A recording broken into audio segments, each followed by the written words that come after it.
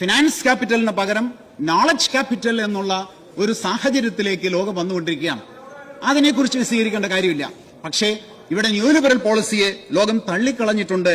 Outdated ആണ് ബഹുമാനപ്പെട്ട മുഖ്യമന്ത്രിയുടെ ഈ ബഡ്ജറ്റിന്റെ പിന്നിലുള്ള നയം എന്ന് എനിക്ക് സമയമില്ല, ഇത് കഴിഞ്ഞിട്ടാവാം. അപ്പൊ അതുകൊണ്ട് പറഞ്ഞോളൂ സർ. കഴിഞ്ഞ ഗവൺമെന്റിന്റെ സമയത്ത് അവിടെയുള്ള ആളുകൾ സ്ഥിരമായി പറഞ്ഞുകൊണ്ടിരുന്ന ഒരു കാര്യമാണ് ഈ നോളജ് ഇക്കോണമിയാണ് കേരളത്തിൽ കൊണ്ടുവരാൻ പോകുന്നതെന്ന്. അഭിമാനത്തോടു കൂടിയാണ് കഴിഞ്ഞ ഗവൺമെന്റ് അത് നയമായിട്ട് അവതരിപ്പിച്ചിരുന്നത്. ഇത്ര പെട്ടെന്ന് നോളജ് ഇക്കോണമി എന്ന് പറയുന്ന വാക്ക് നിങ്ങൾക്ക് ചതുർത്ഥിയായി മാറിയോ?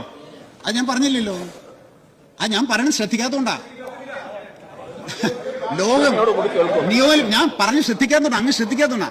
ലോകം, ഞാൻ ഇവിടെ സമയം തരാന്ന് വെച്ചാൽ മണിക്കൂറുകൾ പറയാം. ലോകത്തെ ഞാൻ പറഞ്ഞേക്കൂ, ലോകത്തെ ന്യൂലിബറൽ പോളിസി തകർന്നു കിടക്കുമ്പോൾ, മുതലാളിത്തത്തിന് അതുമായി മുന്നോട്ട് പോകാൻ പറ്റാതെ വരുമ്പോൾ അവർ പുതിയൊരു ലോകത്തെക്കുറിച്ച് ആലോചിക്കുന്നു. അത് നോളജ് ഇക്കോണമിയാണ് എന്നുമ്പോ ആ നോളജ് ഇക്കോണമിയിൽ ഞാൻ പറയണ കേൾക്കൂ, നോളജ് ക്യാപിറ്റൽ ആണ് അവിടെ ചൂഷണത്തിന് ഉപയോഗിക്കുന്നത്. കേൾക്കണ്ടോ? നോളജ് ക്യാപിറ്റൽ ആണ് ചൂഷണം. പക്ഷേ കേരളത്തിൽ ഇടതുപക്ഷ ജനാധിപത്യ മുന്നണി നവകേരള എന്ന സങ്കല്പത്തിലൂടെ ഇവിടെ വളർത്തിപ്പിച്ചത് ജ്ഞാനകേരളം, നവകേരളത്തിന്റെ ജ്ഞാനസമൂഹമാണ്. ജ്ഞാനസമൂഹം എന്ന് പറയുന്നത് അറിവിന്റെ സാർവത്രികവൽക്കരണമാണ്. നോളജ് ക്യാപിറ്റൽ എന്ന് പറയുന്നത് അറിവിന്റെ കേന്ദ്രീകരണമാണ്, കുത്തകവൽക്കരണമാണ്. അങ്ങേക്ക് മനസ്സിലായിട്ടോ ഞാൻ പറഞ്ഞത്? ഇത് മനസ്സിലായോ? അതാണ് വിഷയം. അതാണ് അവിടെയാണത് വ്യത്യാസം. ഇടതുപക്ഷ ജനാധിപത്യം എന്താണ് അവിടെ ചെയ്തിരുന്നത് എന്നിന്നും പറയുന്നില്ല. ഒന്ന് രണ്ട് കാര്യങ്ങളൊക്കെ ശ്രീ മാത്യു കുളനാടൻ പറഞ്ഞതൊക്കെ നമ്മൾ കേട്ടു. അത് വിട്ട് അതിനപ്പുറത്ത് ഞാൻ പറഞ്ഞു കേൾക്കൂ കുറച്ചു നേരെങ്കിലും. കേരളത്തിലെ ഈ നയം പോകുന്ന പ്രശ്നങ്ങൾ ഞങ്ങൾ ആദ്യമായിട്ട് ഇവിടെ സംസാരിക്കപ്പെട്ടതിനെ കുറിച്ച് ഇനി കുറച്ച് വർഷങ്ങൾ കൂടി നിങ്ങൾ ഈ നയമായി മുന്നോട്ട് പോകാൻ പോകുന്നു. കേരളം എവിടെ എത്തും എന്ന് ഇപ്പോഴേ എഴുതി വെച്ചോളൂ. അതിന്റെ സൂചനകളാണ് ഞാൻ ഈ പറയുന്നത്. അതുകൊണ്ട് നോളജ് ഇക്കോണമിയിലേക്ക് പോയി നോളജ് ക്യാപിറ്റലിലേക്ക് പോകുന്ന സമയത്താണ് ഇവിടെ ന്യൂ ലിബറൽ പോളിസി വീണ്ടും നടപ്പിലാക്കുന്നത് എന്ന് മനസ്സിലാവും. സർ നമ്മുടെ രാജ്യത്ത് ഈ നയം നടപ്പിലാക്കിയത് ആരാ? സമയമില്ലേ സർ? ഞാൻ നമ്മുടെ രാജ്യത്ത് ഞാൻ പറയാക്കൂ, നമ്മുടെ രാജ്യത്ത് ഈ നയം നടപ്പിലാക്കിയത് ആരാണ്? ഇന്ത്യൻ നാഷണൽ കോൺഗ്രസ് ആണ്.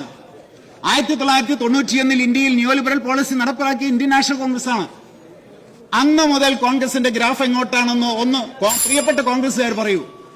ഗ്രാഫ് കീഴോട്ടാ. അന്ന് മുതൽ BJPയുടെ ഗ്രാഫ് മുകളോട്ടാ. PM ശ്രീ ഒപ്പിടാനുള്ള അവസരം ഉണ്ടാക്കിയതും PM ശ്രീ എന്ന ആശയം തന്നെ ഈ നാട്ടിൽ ഉണ്ടാക്കാനുള്ള ശ്രമം നടത്തിയതും 91 നവലിബറൽ സാമ്പത്തിക നയങ്ങൾ രാജ്യത്ത് തുടങ്ങിയതാണ് എന്ന് മനസ്സിലാക്കണം നിങ്ങൾ. നവലിബറൽ സാമ്പത്തിക നയങ്ങൾ ഫാസിസത്തെ വളർത്തും എന്ന് സമയമുണ്ടെങ്കിൽ ഞാൻ പറഞ്ഞുതരാം. ആ ന്യൂ ലിബറൽ പോളിസി ഇന്ത്യയിൽ നടപ്പിലാക്കി അന്ന് മുതൽ BJPയുടെ ഗ്രാഫ് മുകളിലോട്ടാ. നിങ്ങൾ ഇന്ന് നവലിബറൽ സാമ്പത്തിക നയത്തെ എതിർത്താൽ മാത്രമേ BJPയെ മറിച്ച് അവിടെ കേന്ദ്രത്തിൽ അധികാരത്തിൽ വരാൻ കഴിയുകയുള്ളൂ. ഒരു സംശയവും ആർക്കും വേണ്ട. സർ ഞാൻ പറയുന്നത് കേൾക്കൂ. ഒരു അക്കാഡമിക് കാര്യമാണ് പറയുന്നത്, അത് കേട്ടൂടെ? അപ്പോ അതുകൊണ്ട് സർ ഈ ന്യൂ ലിബറൽ പോളിസി അത് കേവലം ഒരു സാമ്പത്തിക പരിഷ്കാരം മാത്രമല്ല, അത് മുതലാളിത്ത പുനർനിർമ്മാണമാണ്. കെയ്ൻസും ആഡം സ്മിത്തും വിഭാവനം ചെയ്ത മുതലാളിത്തത്തിൽ നിന്ന് വ്യത്യസ്തമായ ഒരു മുതലാളിത്ത തലം വളർത്തിയെടുക്കാൻ ശ്രമിക്കുമ്പോൾ ശ്രദ്ധിക്കണേ, അതിന്റെ ഉള്ളിൽ ഫാസിസ്റ്റ് ചിന്തയുണ്ട്. മുതലാളിത്ത പുനർനിർമ്മാണം എന്ന ന്യൂ ലിബറൽ പോളിസിയുടെ ഉള്ളിൽ ഒരു ഫാസിസ്റ്റ് ചിന്തയുണ്ടെന്ന് തിരിച്ചറിയൂ. ആ നയം ഇന്ത്യയിൽ നടപ്പിലാക്കിയത് കോൺഗ്രസ് ആണ്. ഇതാരാ പറഞ്ഞതിപ്പോ? സി രവീന്ദ്രനാഥനല്ല, പറഞ്ഞ ഒരാളുണ്ട്. അത് യാനിസ് വാറൂഫാക്കിസ് എന്ന് പറയുന്ന ആള് ഒരു പുസ്തകം എഴുതി. ആ പുസ്തകത്തിന്റെ തലക്കെട്ടൊന്ന് കേൾക്കണം. അതിന്റെ തലക്കെട്ട് എന്താണോ? Techno feudalism what killed capitalism. നമ്മൾ തിരിച്ചല്ലേ കേട്ടേക്കണത്? ക്യാപിറ്റലിസം വാട്ട് കിൽഡ് ഫ്യൂഡലിസം അതല്ലേ കേട്ടിരിക്കുന്നത്? ഈ പുസ്തകത്തിന്റെ തലക്കെട്ട് techno feudalism what killed capitalism എന്നുള്ളതാണ്. ക്യാപിറ്റലിസത്തെ തകർത്തുകൊണ്ട് ഫാസിസം കടന്നു വരികയാണ്. അത് ലോകത്തിന്റെ ഇന്നത്തെ ഏറ്റവും വലിയ പ്രശ്നമാണ്. ക്യാപിറ്റലിസത്തെ തകർത്തുകൊണ്ട് ഫ്യൂഡൽ അംശമുള്ള ഫാസിസം കടന്നു വരികയാണ്. അത് ഇന്ത്യയില് വർഗീയത വളരാനുള്ള കാരണം, ഫാസിസം വളരാനുള്ള കാരണം അതിന്റെ പിന്നിൽ നയമാണ്. ഇത് കേരളവും ഭയപ്പെടണം. കേരളത്തിന്റെ മതനിരപേക്ഷ സംസ്കാരം, കേരളത്തിന്റെ നവോത്ഥാന പാരമ്പര്യം, ഇതെല്ലാം തകർത്ത് തരിപ്പണമാക്കുന്നതാണ് ന്യൂ ലിബറൽ പോളിസി എന്ന് ലോക ചരിത്രം നമ്മളെ പഠിപ്പിക്കുന്നു. ലോക ചരിത്രം. അതിനാണ് ഈ പുസ്തകം. ഞാൻ പറഞ്ഞ പുസ്തകം ഒന്ന് വായിക്കണേ, ഒരു തവണയെങ്കിലും ഒന്ന് വായിക്കൂ. ആ പുസ്തകത്തിന്റെ പേരാണ് ടെക്നോ ഫ്യൂഡലിസം വാട്ട് സമയം- ഞാൻ സർ ഞാൻ സമയം കഴിയാൻ- അല്ലില്ല സർ ഒരു മിനിറ്റ് ദേ 6 പോയിന്റ് മാത്രം പറഞ്ഞു നിർത്താം. ഇനിയില്ല 6 പോയിന്റ്. ഈ ബഡ്ജറ്റിന്റെ മൂല്യബോധവും തിക്തഫലങ്ങളും ഞാൻ പറയാം. നിയോ ലിബറൽ പോളിസിയാണ് എന്നുള്ളത്. ഒന്ന്, അപകടകരമായ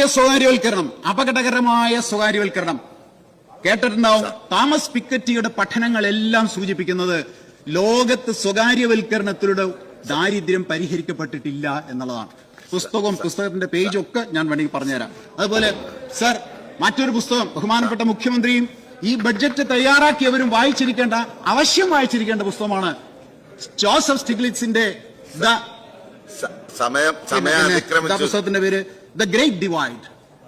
ഒന്ന് കേൾക്കണേ, ദ ഗ്രേറ്റ് ഡിവൈഡ്. ലോകത്തെ കുറിച്ച് സ്റ്റിഗ്ലിറ്റ്സ് പറയും ദ ഗ്രേറ്റ് ഡിവൈഡ്. ലോകത്ത് വലിയ അസമത്വം വരികയാണ്. കാരണം നിയോ ലിബറൽ പോളിസിയാണ്.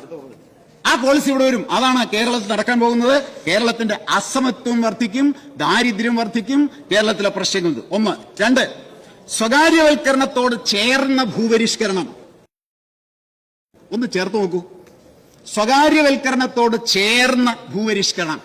57 ഭൂപരിഷ്കരണം അല്ലാതെ സ്വകാര്യവൽക്കരണത്തോട് ചേർന്ന ഭൂപരിഷ്കരണം ഫ്യൂഡൽ യുക്തിയിലേക്ക് കേരളത്തെ കൊണ്ടുപോകലാണ്. ഫ്യൂഡൽ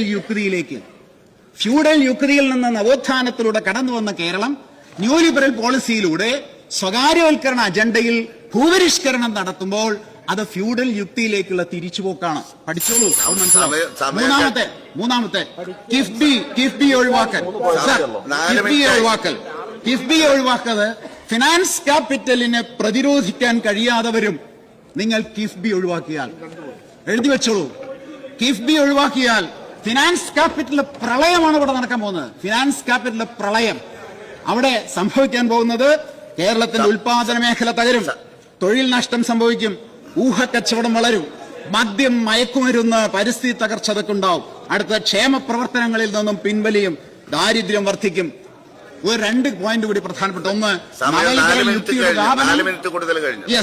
നവലിബറൽ യുക്തിയുടെ വ്യാപനം തീർക്കുന്ന സാംസ്കാരിക അന്തരീക്ഷത്തിൽ വർഗീയതയും ഫാസിസവും വളരും. നവലിബറൽ നയം തീർക്കുന്ന സാംസ്കാരിക അന്തരീക്ഷത്തിൽ വർഗീയതയും ഫാസിസവും വളരും. അതുകൊണ്ടാണ് നവലിബറൽ നയം നടപ്പിലാക്കിയ ശേഷം ഇന്ത്യയിൽ BJP വളർന്നത്. ഇത് കേരളത്തിന് ബാധകമാണ്.